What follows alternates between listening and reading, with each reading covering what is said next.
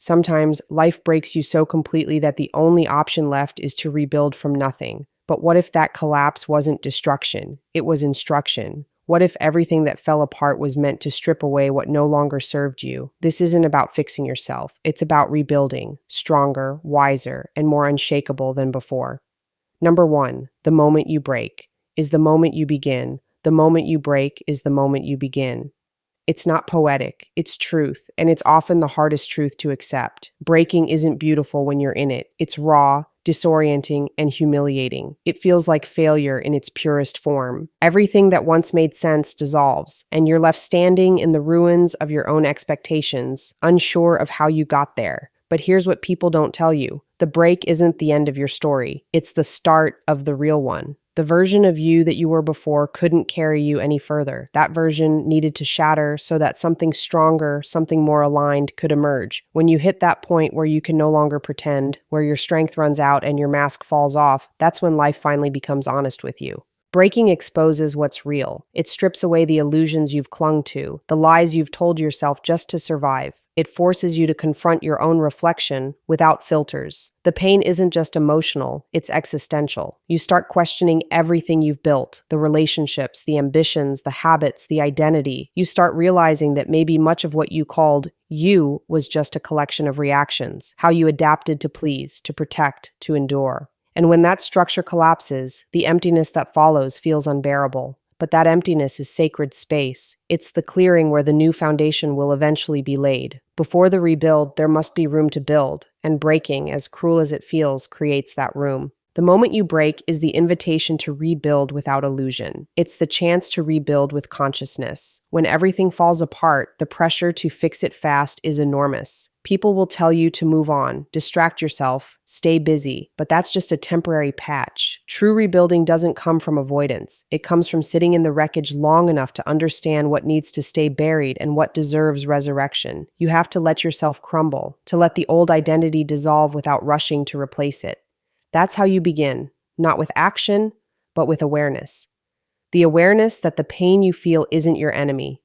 It's your guide. You don't begin when you get better. You begin the moment you break, because that's when you finally stop pretending that you have control. That's when you stop holding on to the version of life you thought you needed. In that surrender, something remarkable happens. You become real. Vulnerability becomes your teacher, honesty becomes your weapon, and pain becomes your blueprint. The world might still look chaotic, and nothing external may have changed, but internally, something shifts. You stop chasing meaning and start creating it. You stop fearing endings and start understanding that they are openings in disguise. Every beginning in life hides inside a breaking point, waiting for you to stop resisting long enough to see that what shattered you was never meant to destroy you. It was meant to awaken you. Number 2, detach from the old identity.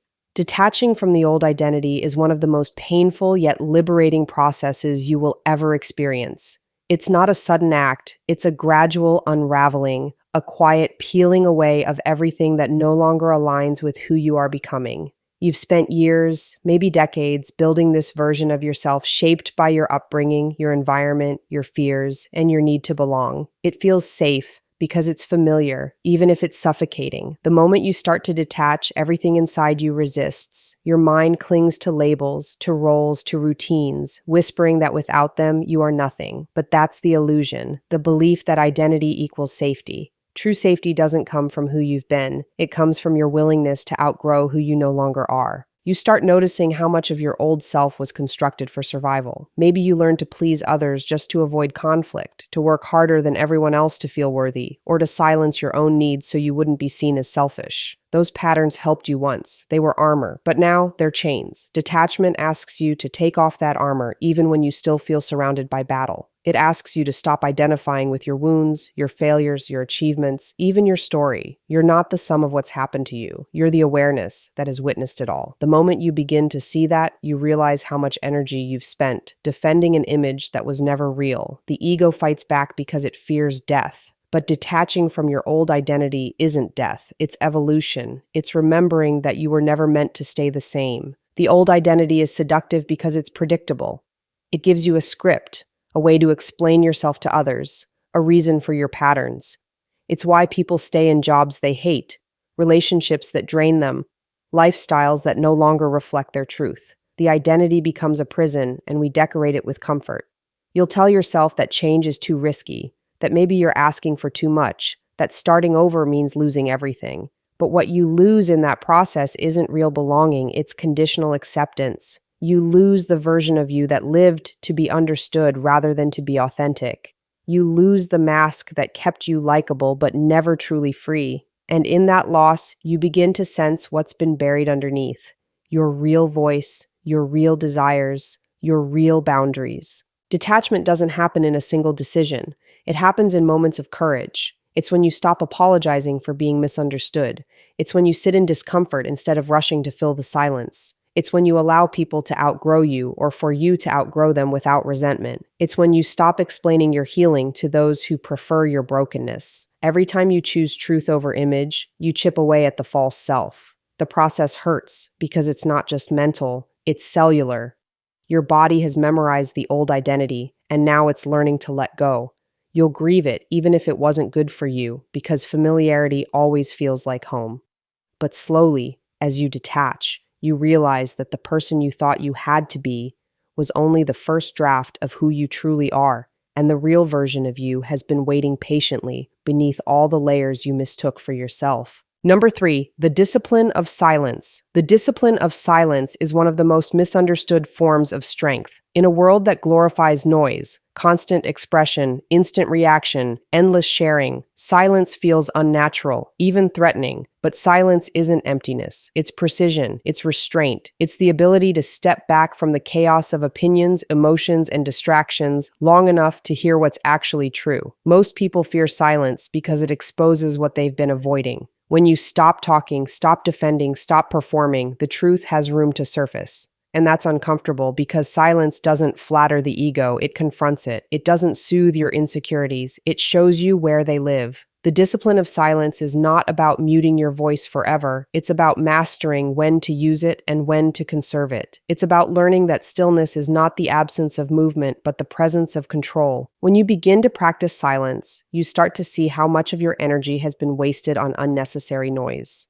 The impulse to explain yourself, to win arguments, to prove your worth, those are all distractions. They keep you externally engaged and internally empty. Silence teaches you to choose your battles with discernment. It's not that you stop caring, it's that you stop reacting to everything that doesn't deserve your energy. You start realizing that most of what people call communication is actually avoidance. Talking around their pain, filling the space so they never have to feel it. When you embrace silence, you stop participating in that avoidance. You start observing instead of reacting, listening instead of interrupting, thinking instead of assuming. It's not passive, it's powerful, because silence sharpens your intuition. It strengthens your presence. It allows you to sense what words often conceal. There's also a deeper layer to this discipline: the silence you hold within yourself. The inner noise can be louder than anything external. The self-criticism, the anxiety, the endless need for validation, they fill the space in your mind until there's no room left for clarity. The discipline of silence means learning to quiet that noise too. It means catching yourself before spiraling into overthinking, before replaying conversations or predicting outcomes that haven't happened. It's choosing to be still, even when your mind demands motion. It's allowing your emotions to rise and pass without narrating them. This inner silence isn't suppression, it's mastery. It's the difference between reacting from pain and responding from power. When you cultivate that inner stillness, your decisions become clearer, your energy becomes steadier, and your presence becomes magnetic without effort. Silence is also a form of rebellion in a world addicted to constant output. Everyone wants to be seen, to be heard, to be validated instantly. But the most powerful transformations happen when no one is watching. When you pull away from the noise, you start operating on a different frequency, one that values depth over visibility. You begin to understand that silence isn't weakness, it's strategy. It's the pause before your next evolution. It's where you rebuild your inner world before you step back into the external one. You stop giving everyone access to your process because you realize that not every truth needs to be shared, not every thought deserves expression, and not every emotion requires an audience. The discipline of silence becomes a sanctuary, a shield, a mirror that reflects who you truly are beneath all the sound you used to hide behind. Number 4, pain is the blueprint of strength. Pain is the blueprint of strength because it is the one experience that strips away every illusion of comfort, control, and certainty. No one chooses pain willingly, yet it's the one teacher that every strong person has bowed to. Pain reveals what comfort conceals. It exposes the weak spots in your character, the lies you've told yourself, and the dependencies you've built to avoid facing your truth. When you're in pain, you can't fake composure. You can't hide behind distraction. You're forced to see life in its rawest form. It breaks you open, not to destroy you, but to rebuild you with deeper understanding and resilience. Every person who has ever rebuilt their life started from a point of pain. It's the moment when the old structures fall apart, when what you relied on no longer works, when the identity you clung to begins to dissolve. Pain becomes the blueprint because it draws new boundaries for who you are and who you are not. The process of strength building doesn't begin in the gym or in moments of success. It begins in loss, rejection, failure, heartbreak. Pain teaches you humility by removing what you thought you deserved and showing you what you actually need. It doesn't care about your plans or timelines. It shatters them so you can learn adaptability. The person who avoids pain avoids growth. Because pain is not punishment, it's information. It tells you where your wounds are, what still controls you, and where your healing must begin. When you stop running from it, you begin to work with it. You start to understand that every challenge, every disappointment, every betrayal is a kind of training. It builds emotional muscle, mental endurance, and spiritual awareness. You become less reactive, more grounded, more attuned to the rhythm of life. Strength isn't born from ease, it's carved out of endurance. What pain does more than anything is teach you truth. It shows you who stands with you when everything falls apart, who truly cares, and who only appeared when things were good. It shows you your own limits and then pushes you past them. It forces you to look inward and find resources you didn't know you had. Patience, faith, self-respect, and courage. When everything external fails, pain redirects you inward, where real power lives. The more you resist it, the longer it lasts. But when you accept it, something begins to shift. You start to see that pain doesn't take from you, it refines you. It burns away the superficial parts of your identity until only authenticity remains.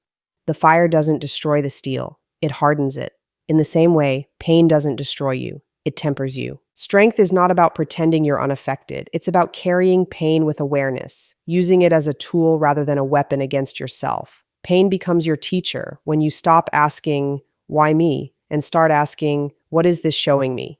It reveals your capacity to rebuild, to love again, to trust yourself after disappointment. Every scar becomes a reminder that you've survived something you once thought would break you. Pain creates depth. It creates compassion. It creates presence. You start understanding people differently, seeing life differently, and respecting yourself more deeply because you've earned your strength through something real. Pain sketches the architecture of resilience. And every time you walk through it consciously, you emerge more grounded, more awake, and more capable of standing tall in the face of whatever comes next. Number 5, rebuilding is not replacing. Rebuilding is not replacing because transformation is not about erasing who you were. It's about integrating everything you've learned into who you're becoming. The world often romanticizes the idea of starting over, as if healing means wiping the slate clean, pretending nothing ever happened, and constructing a brand new version of yourself. But true rebuilding doesn't work like that. You don't discard your past, you refine it. You don't replace your scars, you understand them. Every experience, every mistake, every heartbreak becomes part of the architecture of who you are now. Rebuilding means standing among the fragments of your old life and deciding which pieces still belong to your foundation. It's about taking responsibility for your story, not deleting it, but redesigning it with wisdom. When people talk about change, they often mean escape. They want to outrun the parts of themselves that hurt, to reinvent their lives so completely that no trace of the past remains. But that kind of reinvention rarely lasts, because it's built on denial rather than understanding. If you rebuild without confronting the lessons, the same cracks will appear again, just in new forms. True rebuilding is internal before it's external. It's the quiet decision to face what broke you, to understand why it broke you, and to rebuild from a place of self-awareness rather than desperation. It's realizing that becoming whole again doesn't mean pretending the damage never happened. It means knowing it did and still choosing to move forward with open eyes. There's a kind of grace that comes with rebuilding correctly. You stop resenting the parts of you that once felt weak, and you start to see them as necessary teachers. The pain that once defined you becomes the groundwork for empathy, resilience, and depth. You begin to move differently in the world, not out of fear, but out of understanding. When you rebuild from within, you no longer chase validation or quick fixes. You no longer search for replacements, new people, new environments, new distractions to fill the spaces that loss created. Instead, you learn to sit with the emptiness until it becomes peace. You learn that healing is not about becoming a new person. It's about returning to the person you were before the world taught you to hide. Rebuilding is not a clean process. It's messy, uncertain, and slow. You'll feel tempted to rush it, to find new anchors to replace the old ones, to prove that you've moved on. But every time you rush, you rebuild on fragile ground. Real rebuilding happens when you allow yourself to grow from what was broken rather than running from it.